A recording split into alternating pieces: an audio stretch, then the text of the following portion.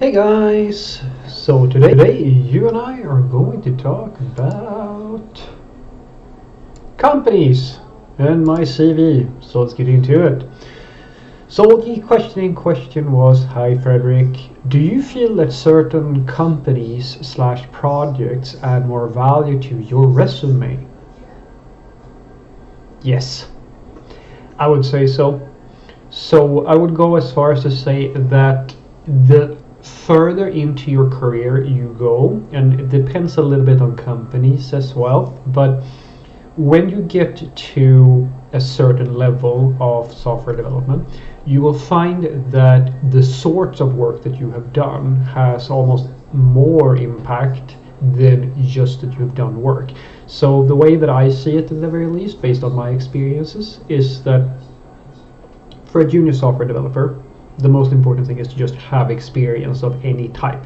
That's how you get in your foot in the door. But as you evolve and you grow and so forth, you will find that there are more nuanced ways of looking at somebody's CV for various roles. Now, I'm not gonna pretend like it's all about having the right companies or anything like that. It's not. You having just work experience is absolutely valuable, but certain people who do hiring and specific roles will factor in what type of work you've been doing. So one of my favorite examples of what I would call low value work experience is if you only worked as, say, a solo operation freelancer, or you've been like working at small consultancies or agencies and stuff like that, where you haven't really learned how to work in, say, a more corporate, or it doesn't have to be corporate, but a more mainstream environment where you work at what we call a little bit of scale, where systems are at the size where it's not possible for just one individual to maintain the whole thing or to work on the whole thing. And that is where most of us are working if you work in mainstream IT these days, at least as a software developer. And so, as you can imagine, some companies, especially the larger ones who are looking for people to join their company, are of course looking for people that have that sort of work experience.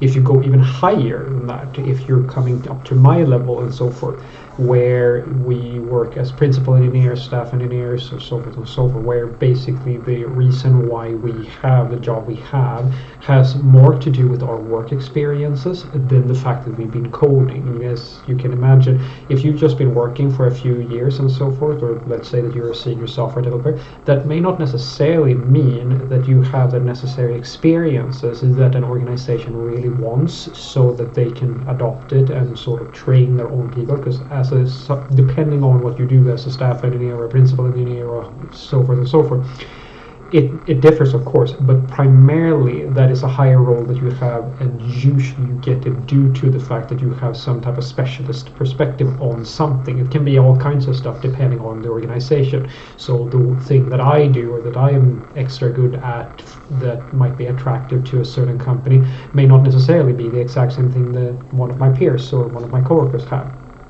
I work with staff engineers who have everything from, they're extra good at agile practices, and some people are like masters of front end, and some are masters of back end, and so forth and so forth.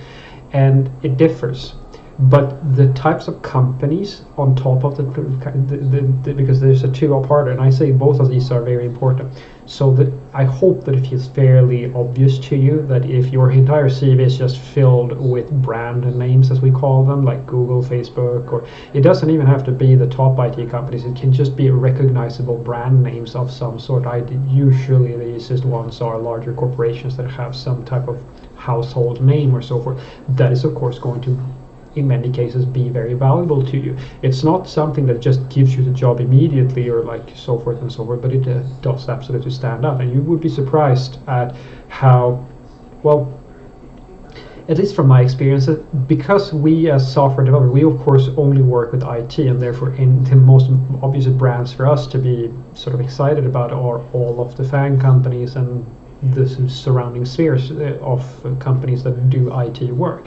But for employers and so forth, there are quite a lot of industries that are just stuff, if not even more interesting. So, for example, I have had quite a lot of opportunities given to me due to the fact that I used to work in collaboration with the banking world. And I worked for numerous range of different startups, for example, which is also very attractive depending on the organization and what they're looking for in you as a profile. And that's the thing that is a little bit what I call having a strategy for your CV. It depends, of course, on what goals you have, but some industries, guys, like say the banking industry, they are so niched, or if you're working for, say, a payment provider or something like that, the experiences you gain in such projects potentially have higher market value than anything you could do if you worked at like an average consultancy or average, small application development firm or something like that, because that specialist domain knowledge that you can't really, I can only tell you for myself, I was part of a company that attempted to be PSD compliant or to like handle transaction data and stuff like that. It is not a walk in the park by any means. It requires specialist knowledge. We had to hire people for that and so forth, and the developers were completely lost because none of us had ever had to deal with credit cards or anything like that. And so there's a whole bible of education necessary in order to even be able to do that, and your systems have to be built in certain ways and so forth. So as you can imagine, if you're dealing with a company that has that sort of need and you have that experience from another company, that's a gold mine for the company. It's like a done deal immediately, because the efforts put into it is extremely complicated. And there are of course other industries where the same sort of thing applies. So absolutely there are projects and there are things that add more value to your resume. Other things that may not be as obvious as you've worked in a similar industry to the organization that you're joining, or you had a project that you have worked on projects that are in some way going to bring some type of value to the organization you're working for, is coder projects. Like, for example, I've been contacted over a few of my hobby projects because they thought they were kind of funny or cool and things like that. And that's the thing I've been telling you guys about as well, that you can put on your CV and so forth. Things that are just toys that are still pretty cool to talk about, something that is conversation worthy, if you will. And that also tells a story about you. And that's the thing that I argue, that in the beginning, what specifically you've been doing is less important, because the thing that is most important for, say, juniors and mid-levels and so forth usually is that you just have the years. But the older you get and the higher up you want to climb, the more the quality of those experiences and the stuff that you put on your CV is going to factor in. And when, as I said, you come to my level, usually what they hire you for is that you are very experienced within something that they will pay premium to acquire, because like large organizations, guys, they have enough money to hire a bunch of every senior on the market if they wanted to. I assume now that they can actually get people, right? But the thing that they usually pay for when it comes to even higher things than that is that you're basically an expert, or you have something very special that you can bring to the table, and that is usually the thing that you get through the sort of companies and products you have been working on. So what I want you to take away from this is that, yes, I absolutely feel that depending on your companies and products and so forth, your CV gets different types of value. I mean, you can imagine it yourself. If most of what you've been doing during your career is the sort of work that another company is hiring for, that another company is looking for, of course that's going to weigh more than if you've only worked on small-time gigs or things like that. So absolutely, and I've said this to you before, guys, at some point in the beginning, just having years is the most important thing. As you grow older, the quality of the work that you have done is much more important. And I can say to you with complete certainty, because I've interviewed quite a lot of people, that we have developers who have worked for many years, come to the pipeline. They've never done anything that is remotely close to, say, large-scale development or mainstream development. So they have, holes in their CV. So even though they worked for years and years and years, they're not really applicable for the role that we have, because they haven't been prepared to do that sort of work.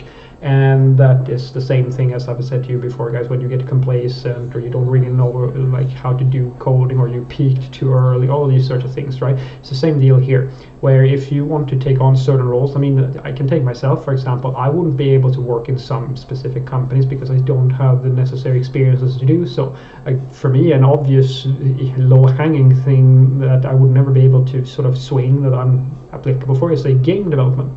So I've been a programmer for many years, but I've never done anything related to like serious game development, even though I've done some toy things by myself, right?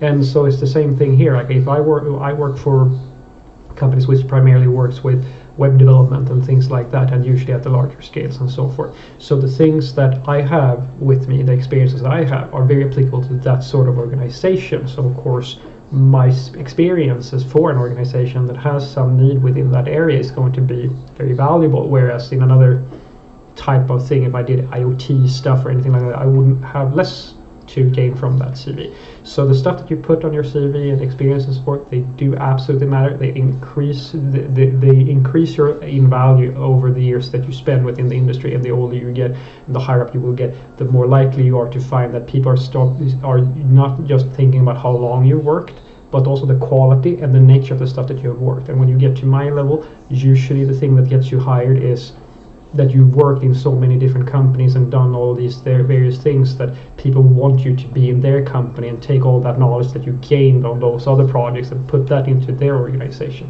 Have a great day.